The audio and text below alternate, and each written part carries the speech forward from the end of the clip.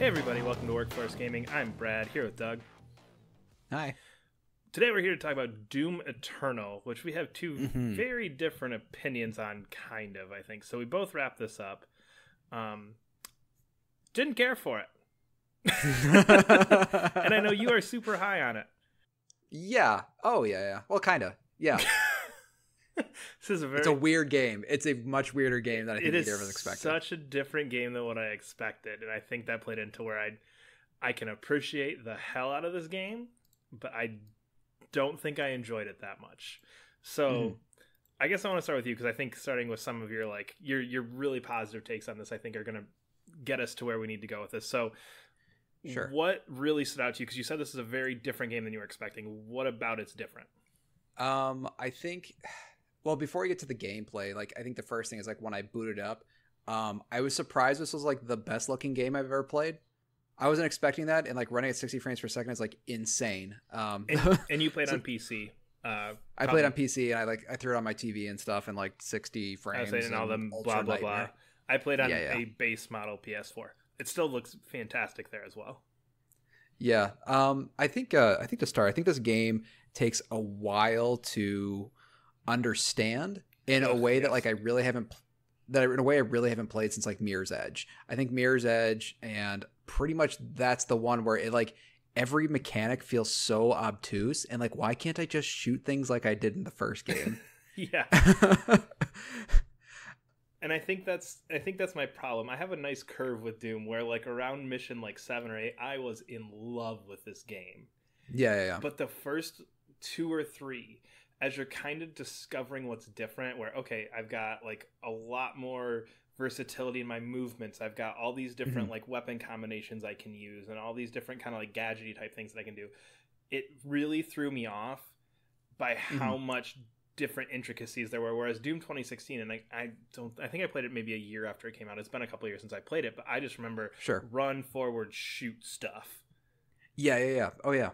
That was actually by design too. That was that first game. They're we just always want you running forward, and in this game, I was running away a bit. and that's the feeling I had too. And I think that's what threw me off initially. Is there's a couple things that start at the start of this game where I was expecting that same thing of I'm constantly going forward. And this, you're constantly moving, but I did a lot of circling. Yeah. Where it's okay, I can circle back, I can run to the other side. I can hit that jump point up. I can use my dash thing to go hit that monkey bar type thing and jump over there. And I never quite had those thoughts in 2016, because 2016 was always just bursting forward, run into that, charge at that thing, charge at that thing, charge at that thing. And this, I felt I had to be much more strategic, which is a cool feeling, but when you come in expecting that just straight out, I'm going to run and shoot some stuff, it's a very jarring feeling for those first few missions until you get the hang of it, which for me I think took around until maybe mission 5 or 6 when I was I am feeling this now. This feels good. Yeah, and it's funny because there's a lot of things that are really, to me, were super jarring at first, and one is the constant tutorial pop-ups. Before you even saw the enemy, they didn't even introduce the enemy. They're just here's a tutorial pop-up for how to beat this enemy you're about to see. I'm why the hell are they showing this stuff? And then it's oh, this is if they didn't explain this, because they're throwing so much stuff at you, if they didn't explain kind of how to take this enemy down, I was gonna get destroyed. Oh, for sure. Because I kind of ignored the first couple. I was I know, I'd shoot at it, got it. And I went, what? Okay. No, those weak point, the whole weak point aspect is really crazy. So every enemy has a very specific way of turning it, shooting, killing it. I did like that. You used your entire arsenal all the time. Yeah. I was using every single gun all the time, and I really did like that, because I felt, especially the plasma gun, which is a staple in this game, was I didn't use it all in Doom 2016. There's a lot of guns I didn't use, and once you got the double shotgun, why use the primary shotgun? Yeah. And they made that one super useful still too, even after you had the double shotgun. But it just felt you're constantly learning and trying to figure out these systems, and things kind of seem obtuse. For example, the flamethrower is why the hell would I ever use this thing? And it's oh, when you're in the final fights and you need armor, it's oh, I should be using this flamethrower all the time. In Doom 2016, you could dodge bullets, not easily, but it was that was the game, was dodging bullets. And in this one, it's you're gonna get hit, so you better have your armor and you better have your health up constantly. Yeah. I do say it's I think you're totally right, though. There is a point once you kind of get over that curve and you understand the systems, oh, now everything, it just clicks. Yep. It's just oh, okay, now everything makes sense. And the thing that's really funny is I think the point at which you finally to understand that they throw this enemy called the Marauder enemy at you, which kind of just messes up the rhythm like real hard. And I like that guy a lot, but like a lot of people really, I think that was kind of your stopping point, wasn't it? No, it wasn't even that. Like that, it got to the point where I'd just clear everything else out, and then I'd real quick turn the game down to easy to kill it, and then I'd turn it back up to medium or normal or whatever I was playing on. Oh, is that really? I was just so pissed. Every time I saw, I was like, God damn it, this game is stupid and I hate it. Easy. But you didn't permanently set down to easy then. You just for that guy. Just for that guy. Just up and down. Because like whenever I get to the point where it's like, because you could switch it back and forth. So as soon as I got to that guy, I was like, after maybe the second or third one, I was like, oh, this just is a pain in the ass every time I see it. Boop, easy. Okay, I can take it down in 2 or 3 less shots, so I can move past this because this is bullshit. That's so funny. Because it's just I get it. I get that you need to change things up. I get it. Like you add in the flying enemies, you add in the stronger enemies, you add in the I don't know the names of all the enemies. The one where you had to blood punch it to knock its armor out. Oh yeah, that was and you add those things, which are kind of cool things. Whereas this is like, oh, this one's a counter system where when his eyes turn green, you've got to shoot him. You got to do all this. And it completely kills the rhythm of combat, and it just pissed me off. So it'd just be I'd run away from him, run to the other side, kill a few things. He'd catch me, run to the other side, kill a couple things. Yeah. All right, he's the only one left. Easy. Okay, now I got you. All right, back up to normal. That's funny because that's the way to do it. Is like, you kind of clear a lot of people out. So you did do the final levels then, and like on medium difficulty then, right? Because I was surprised how this game is not easy. No, and it's not Dark Souls hard, but it's like it's inching into that territory of just like frustrating. I have 1 life left on this like final boss, and it's just like I'm just getting destroyed. It's frustrating and a pain in the ass, and that's where my downward curve happened. This game, to me, in my mind, missions like 1 through 5 are just a real heavy learning curve where I just couldn't quite figure out how to get it right. And then there's those middle like 4 or 5 levels where I'm like, this game is fantastic. I'm in love with this game. 10 out of 10. This is so good. And then it just hits so hard that once you get to like that point of no return, it's like, oh, you can't go back to the Fortress of Doom. Like once you hit that point, that last little bit, it's just so ramped up that it just wasn't fun. I wasn't having fun, and it was one of those where if it wasn't for the fact that I saw that in my mind, I kept going, well, one more fight I can do. Just one more fight, I'll be okay. If I didn't have that in the back of my mind the whole time, I never would have finished that game. And of course, there I am like 4 hours later because that last part's pretty long. It's funny though because I like that fight. See, I that's funny because it kind of to me it got in that like Bloodborne-y Dark Souls-ness of like. You feel good at the game though, like once you beat those, once you like actually get through that. It is that, but is that sort of like, no, you don't like that? I feel lucky. When it takes me 4 tries to do something, that 5th time I'm like sitting there like edge of my seat, like my health's flashing. I got 3 left. And I finally kill. I'm like, is that it? All right, lucky chance there. All right, next thing, and then I die 3 or 4. Yeah. I think that's my issue with Bloodborne and Dark Souls is I get that it's like, oh, I'm learning this arena, I'm learning these pieces. To me, it just feels like, oh, I got lucky that time. All right, cool.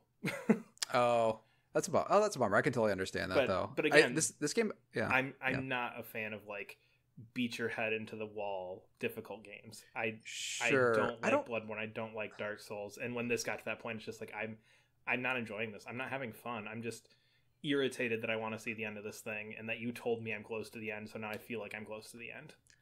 But I mean, is it that, or like I can understand this for like beat your head against the wall. Is it that one, or is it just like to me it was more really forced you to get into the mechanics. And I could definitely see there's like a line, like I'm making like a slight differentiation because in Dark Souls I felt lucky a lot, even like I understand. But this one it really did feel like it's like, okay, I kind of understand how I screwed up.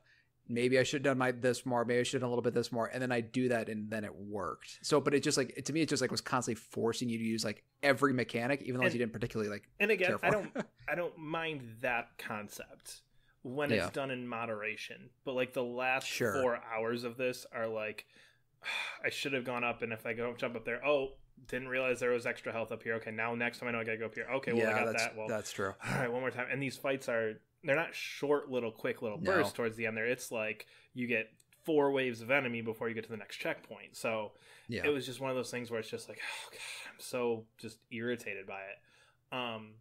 But it's just, do you want to replay this though? Do you have any intention? Oh, okay. Because I'm actually curious to go back and replay and like blow through those first 5 like missions and like fly through them just because I'm curious if I can do that. I have literally no desire to play this game ever again. It was one of those ones where literally the credits rolled. I hit eject on my PlayStation, put it in the box, threw it on the shelf, Didn't even look at New Game Plus options. Didn't even look at like, does anything happen after the story? It's like, I'm done with this. Putting it on the shelf. The cool alternate cover looks great next to Doom 2016. Maybe I'll go back and play that if I want to play Doom. That's so funny. You have a very similar reaction to what I have for Sekiro. Yeah, and I think that's what I wanted to almost get at, because you talked about that, and I think our 2019 recap thing where you said, you can appreciate what the game is and you can see the goodness there, but you just don't like it. And that's where I was with this game, where it's like, I understand everything of this game having like a 90 whatever on OpenCritic, but I don't like it. Sure. I can appreciate this game, and I see what it is, and it's great, and it's fantastic, and it is a technical masterpiece. The gameplay is amazing when it's running at its peak, but I just don't like the curves and the pacing of it, of the build up, that glorious 4-level section in the middle, and then just that painful decline to the end of just complete and utter frustration. Yeah, it's funny. It's like, it feels like it's not as power fantasy as Doom. Okay, gameplay wise, it's not, but like they went super hard on power fantasy of like story wise and stuff. I want to talk about the story and stuff. Like, you got to read this game. You got to read a lot. Can we talk about that just like for a second? Because I think we're good on the gameplay stuff.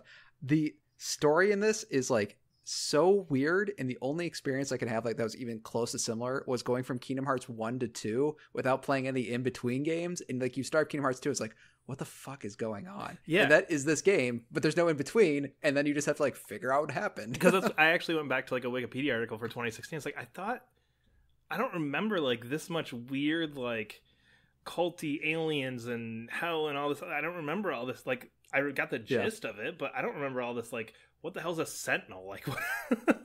or the wraiths? What the hell's a wraith? In Hell Priest, like, okay, those are my new enemies, but should I have heard of these? Like, and so I went, and I was like, no, okay, I'm good. But, and again, I think that's where that middle chunk again just feels so good, because that's when you kind of finally hit the like, oh, I am the Doomslayer, and I came through here and wrecked the entire universe and every friggin' dimension around. Yes, I did. Yeah. And that all gets revealed in that middle chunk of like, oh, okay, so I've been here before, and these people like worship me. And these people we marched in there, they all died, and I came out like dragon skulls behind me.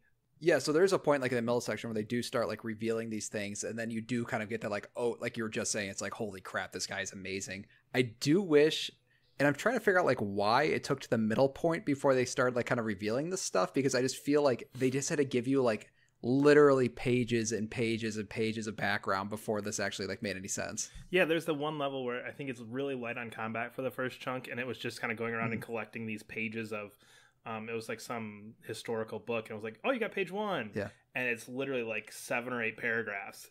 I'm like, okay, I read that. And then you walk around, you're walking like to a little bit further, and then, oh, here's page 2. And it's like, oh, here's another 7 or 8 paragraphs. And it's just like this giant, like, take the next half hour and do some light reading and research here. It is weird. It's like, I'm like, why was that not? It felt really weird. Like, why was that not in the game? Because there's a character that you meet later on, and they have a really, really, really cool backstory that like doesn't get explained, that is only in those things. And it's like, oh, so that's what happened after Doom 2016. Yep. Oh my God, that's actually super cool. And it's just like, why was none of that in like? And actually, they use audio logs like very sparingly, like for one specific section, and the audio logs are so cool. They're so good, and it's funny because then they never bring it up. They don't use the audio logs at all again. It's really, I don't know, it's kind of strange, because I did like that stuff, but I felt really lost at first, and I don't know. It's a weird game. It's a really weird game. Yeah, and that all just contributed to that first little bit of me going like, these aren't the mechanics I was expecting. Like, I wasn't expecting this weird, crazy story for me to be lost in from the beginning. Like, it just had that feeling of everything at the beginning was like, okay, this isn't what I expected going in. Mm-hmm. What's going on right now? And then again, as like I said, that middle section, just everything hits home, and you're like, this is this is what I'm here for. Yeah. No, that middle section is actually super cool, because I just like the music. I like the music a lot in this. I liked it a lot too. I don't quite think it's as good as 2016, but again, that's one of those where it's been 3 or 4 years, so like in my mind, that's just pinnacle of game music. So it's like in my mind, that's so good, but it's been 3 or 4 years, so it's living up to that like Doom had amazing music. I think this isn't as good. I honestly couldn't tell you at this point. It's been so long. It's fine. I wonder if it's like, well, because you've played a game that has like a heavy metal soundtrack. So this is the second game you've played with a heavy metal soundtrack, so it probably doesn't hit nearly as hard. It doesn't. And I think that almost plays into it too. Whereas at Doom 2016, I went and going like, all right, the last Doom thing I touched was Doom 3. Like this has to be better than Doom 3, and it's like, holy shit, this is better than Doom 3. And this was like, all right, this better be. This is going to be as good as 2016. Is going to be better. What is this? And it just came in, and you're like, kind of like, all right, we're starting like this. We're doing something. I mean, I do like that they took a chance on something. I think it worked kind of well. I think there's like ways they can maybe, I don't know, figure it out like the next one, because I think it was just a cool. It's like a weird, strong statement piece for like Doom. Yeah, you know what I mean. And again, I know I've harped on this, but again, it's one of those things where it's like, I personally didn't enjoy this, but I would not hesitate to recommend this to anyone. This game is fantastic. It's just not for me. And and we all have Doom 2016. Exactly, and we all have those games, and this one's just one of those games where it's like, I can appreciate this game in all of its glory, but I just don't ever want to touch it again. I think it's pretty good, but it requires more thinking than I thought. For sure, a little bit more thinking than I think that it should. Probably fair. All right, but we are Workforce Gaming. You can follow us on Twitter at Workforce Gaming. Subscribe to us wherever you're listening, and we will see you later. Bye.